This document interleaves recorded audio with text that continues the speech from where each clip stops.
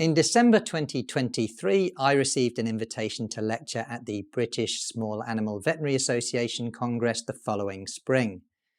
My teaching schedule was already packed, so I almost said no. But when they told me the topic, diet, exercise and arthritis, there was no way I could refuse. But there was a catch. I had just 20 minutes to tackle this huge subject. 20 minutes is, of course, not enough time. I wouldn't have time to discuss this study, which showed that overweight puppies are 5 times more likely to develop hip dysplasia. Or this one, which found that overweight dogs are 4 times more likely to injure one or both anterior cruciate ligaments. And I'd need to save the important subject of raw pet food versus ultra-processed pet food for another lecture. I decided to focus on therapeutic weight loss, which stands alone as a critically important subject. At the outset, 3 facts are clear. Fact 1. On average, being lean significantly extends lifespan and health span. Fact 2. We animal lovers want our pets to lead long, healthy lives. Fact 3. Awareness of facts 1 and 2 has not prevented an obesity epidemic, which is in fact getting worse over time, not better. So while the knowledge exists, that is, we know what we should be doing, the gap between knowledge and action remains. Why is that? Our brains are wired to have greater awareness of threats than potential rewards. This is known as loss aversion bias.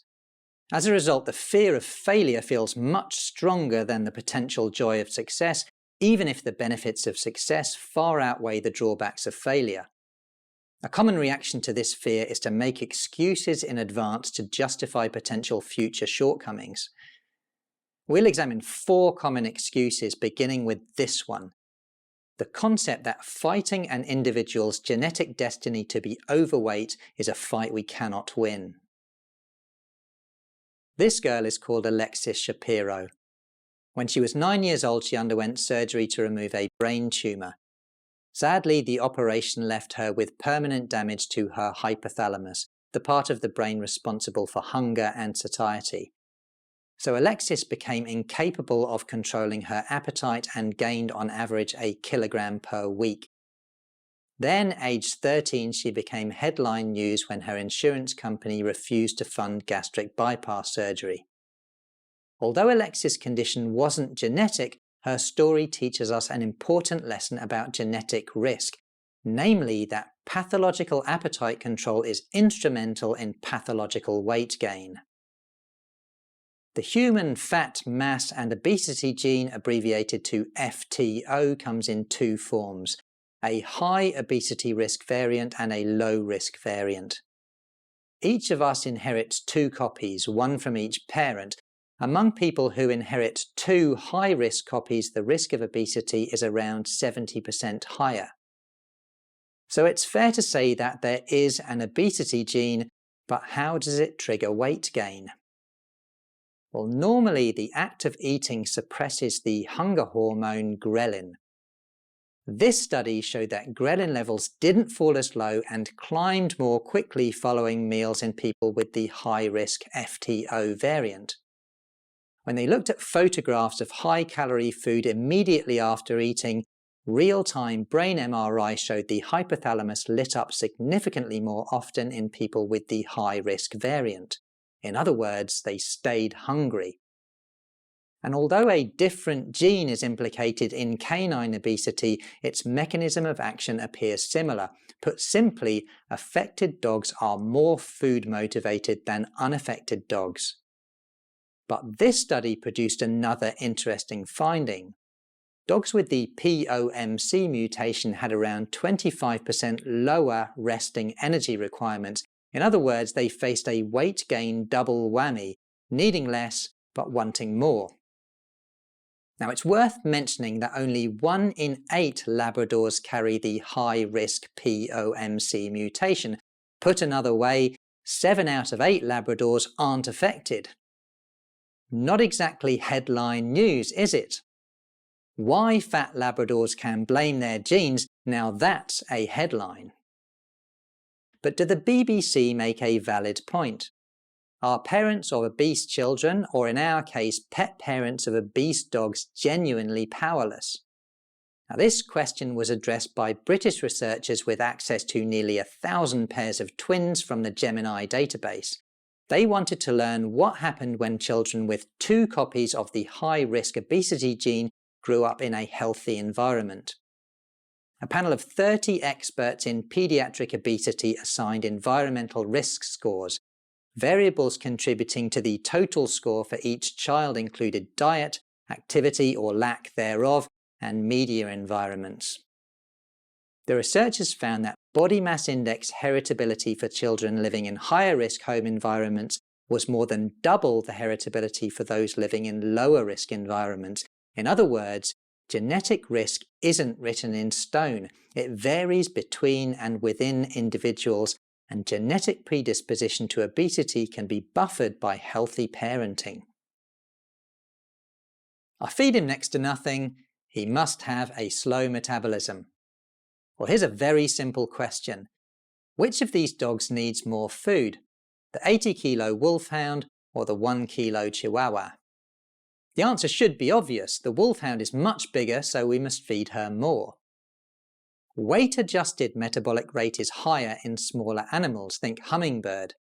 But absolute metabolic rate varies in proportion with body mass. A hummingbird weighs only 2 grams, so her absolute metabolic rate is tiny. Put simply, overweight individuals have higher absolute metabolic rates than lean individuals because they weigh more. Precisely the opposite of what the public prefer to believe. Now, to illustrate this critical point, I'll draw on the work of National Institutes of Health researcher Kevin Hall, who is a leading light in the field of weight loss physiology. Dr. Hall studied the relative impact of diet and exercise in contestants enrolled in the Biggest Loser weight loss competition. Contestants start with a very high body mass, which makes them fat-burning machines. Over 6 months, they lose a lot of weight, on average around 60 kilos. But the more weight they lose, the lower their metabolic rate. So the diet which served them well initially doesn't suit their new metabolic rate, and the weight piles back on. 6 years after the Biggest Loser, average weight regain was 41 kilos. The take-home message is that weight loss is built in the kitchen, but avoiding weight regain, the so-called yo-yo effect, requires frequent dietary adjustments and consistent exercise. Relying on exercise at the beginning of a weight loss program is a poor strategy, and I'll explain why. When we exercise, our bodies can choose from one of 2 fuel sources, a limited supply of stored carbohydrate called glycogen, or a limitless supply of body fat. In a perfect world, the greater the amount of body fat, the more our bodies will select fat as its source of fuel. But in a cruel evolutionary twist, the opposite is true.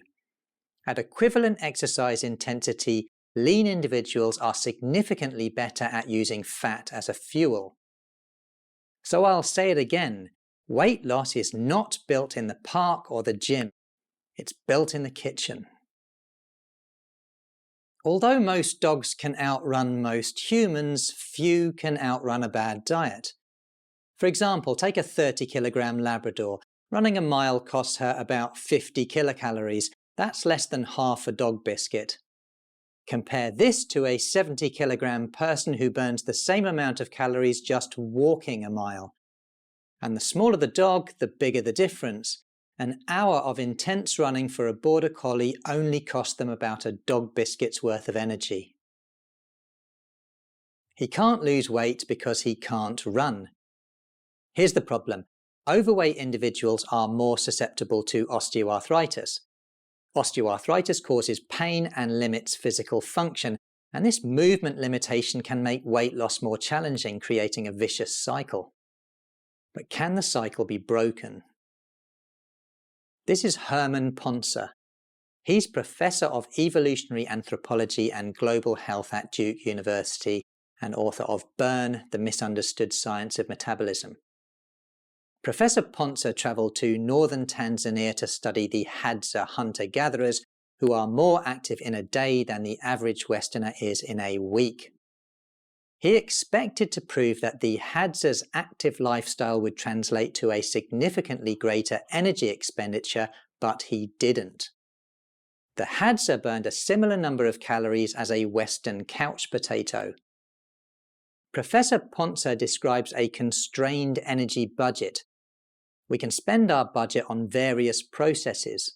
Some processes are essential, some are optional, and some processes like excessive inflammation are harmful. The benefit of exercise is that it steals energy from inflammation and reallocates it to a healthy process. In effect, exercise isn't great because it helps us lose weight. It's evolution's creation to help us manage inflammation. Peter Attia is another leading light. His specialty is longevity. In his excellent book Outlive, Dr. Attia discusses the ideal exercise intensity to reduce our risk of sudden cardiac death, namely 30 to 60 minutes per day in the fat-burning zone, where we're sufficiently breathless that we can't hold a conversation.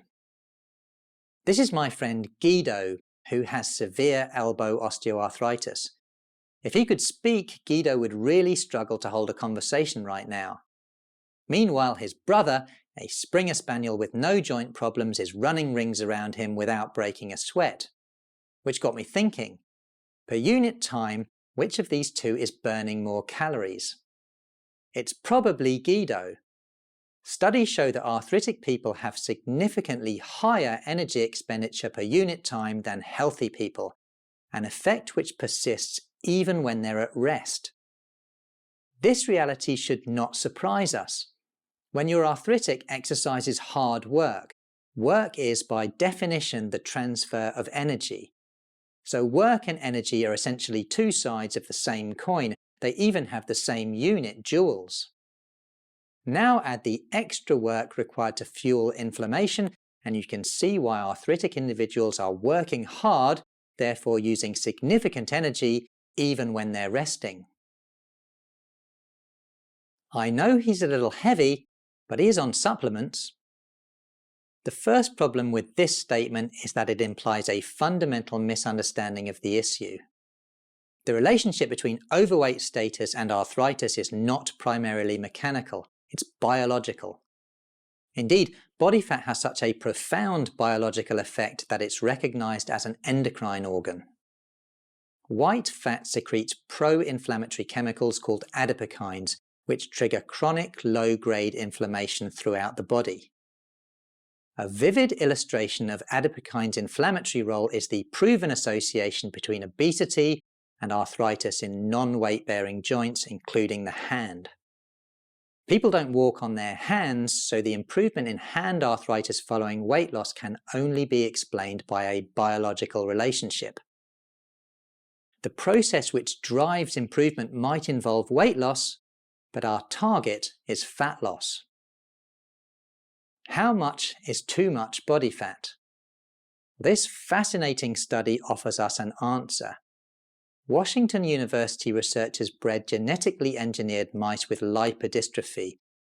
This confers the superpower of remaining lean no matter what they ate. Surgeons created knee instability by cutting the medial meniscus in half in LD mice and control mice who were the same weight but obese. They expected to see knee arthritis in both groups, but the LD mice developed no osteoarthritis. I'll say that again. The super lean mice developed no osteoarthritis, while the control mice unsurprisingly experienced severe osteoarthritis and pain. A striking finding was how little body fat was required to cause harm. The researchers implanted a surrogate fat pad that restored 20 to 30% of normal levels of an adipokine called leptin, and this reversed the protective effect. So inflammation is proportional to the total volume of body fat, and every gram of body fat is a therapeutic target. If a supplement produced these results, everyone would be talking about it. but neither a supplement nor a drug can shut down arthritis progression. Indeed, to quote the authors of this 2021 study, there are presently no disease-modifying osteoarthritis drugs. But unfortunately, this fact doesn't make supplements less popular than meaningful weight loss. Depending on the study, between 1/3 and 2/3 of pet dogs in the Western world are overweight or obese. Yet in 2022, the Dog Aging Project reported that 7 out of 10 arthritic dogs and 4 out of 10 dogs without an arthritis diagnosis were administered at least one type of joint supplement, and overweight dogs were 50% more likely to receive a supplement. What's happening here is a normal human behavior termed the buffet effect. When a decision maker is offered an array of healthcare choices, the so-called buffet, they rarely prioritize healthy choices over palatable choices. A strict diet is not a palatable choice, so although we veterinary professionals like to believe that supplements are given, as the name implies, as a supplement to more effective therapies, they're frequently given instead of more effective therapies. The buffet effect has been elegantly demonstrated in a series of studies on actual buffets. In this study, Birmingham University students were exposed to one of two posters in their canteen. Group 1 were motivated using a social norm. Did you know that most students choose vegetables? While Group 2 students received health advice. Did you know that students who eat vegetables have a lower risk of heart disease? Both interventions produced a modest 10% increase in the number of students who chose a vegetable side dish. But after the posters were removed, the effect was only sustained for the health advice group, and even then, vegetable consumption dropped by 50%. Ultimately, being reminded that vegetables were healthy made a difference to 1 in 20 students. The buffet effect explains why multimodal arthritis management, which we've known about for decades, is making a limited impact. Give us a choice and we'll typically choose the path of least resistance. If veterinary professionals convey a message that joint supplements and diet have a similar impact on joint health, despite compelling evidence that they don't, nothing is likely to change. I'll leave you with 2 take-home messages. Message 1. The most popular excuses for failed weight loss are not backed by science. And message 2. Significant improvement requires significant investment. Like it or not, there's no such thing as a free lunch.